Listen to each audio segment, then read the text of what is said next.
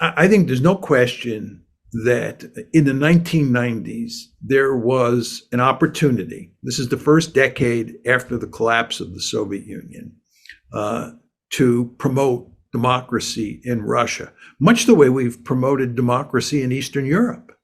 Uh, we did a terrible job. There's just no question about that. One might argue that we did this on purpose because we wanted to keep Russia weak forever. I actually don't believe that is the case. We just did it in a ham-fisted way. We didn't know what we were doing.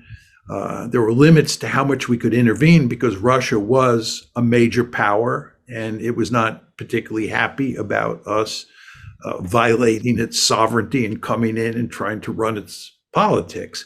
But nevertheless, much of what we did led to disaster. And of course, one of the reasons that Putin is so popular today is that he came in and in very important ways rescued the situation. Putin, of course, succeeded Yeltsin. Yeltsin was incompetent in the extreme, and Putin has been very competent, and Russia's in much better shape today than it was in the 1990s. But of course, it's not a liberal democracy today, and we wish it was. But I think we did not do anywhere near as much as we might have to realize a more positive outcome.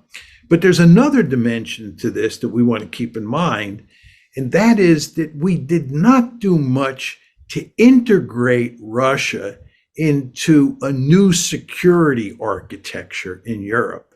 Russia was very weak in the 1990s. It was not a threat to anyone. In fact, it was a threat to itself.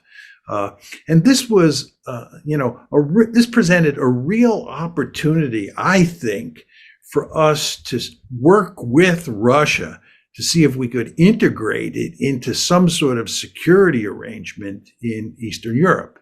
But we did not do that. And on that front, we just continued to keep the Russians outside of NATO and push NATO further and further eastward up towards Russia's borders. And as I said in an earlier comment, this was destined to lead to really big trouble, as I predicted and many other people predicted, and as we're now seeing happen in the Ukraine war. The United States was in a position where it didn't have to worry about rival great powers. It didn't have to worry about the balance of power because it was Godzilla. And therefore, it could run around the world promoting democracy, promoting economic intercourse, and spreading institutions here, there, and everywhere. This was liberal hegemony, what it was all about. But what happened around 2017 is that the world transitioned from unipolarity to multipolarity. One cannot underestimate the importance of this transition in the distribution of power. Because once you move from unipolarity to multipolarity, great power politics is now back on the table. You have three great powers in the system. And one of them, by the way, happens to be China, which is a peer competitor to the United States and can cause all sorts of trouble in East Asia for the United States. This world that we now live in, this multipolar world, is very different than the unipolar world. This is why so many young people, not older people like us, John, who grew up in the Cold War, where great power politics was alive and well because it was a bipolar system. But for people younger than us who came of age in unipolarity, when the United States dominated the system, great power politics is a way of thinking about the world that's foreign to them. They've never really experienced it because they didn't live during the Cold War. But we're back in a world where great power politics is front and center, both in Asia and in Europe. In Asia with the China-US competition, and in Europe with the US-Russian competition, mainly over Ukraine.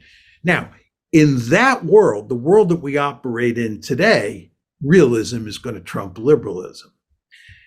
There's one qualification to that, and that is the war in Ukraine.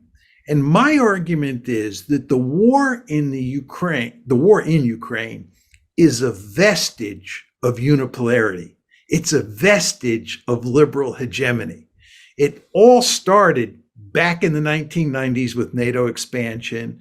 It really began to cause trouble, this NATO expansion, in April of 2008, and then it all blew apart in 2014, February 2014. But you notice all those dates are before 2017, when the world became multipolar. So my argument is that this crisis, or this war in Ukraine, is a vestige of unipolarity.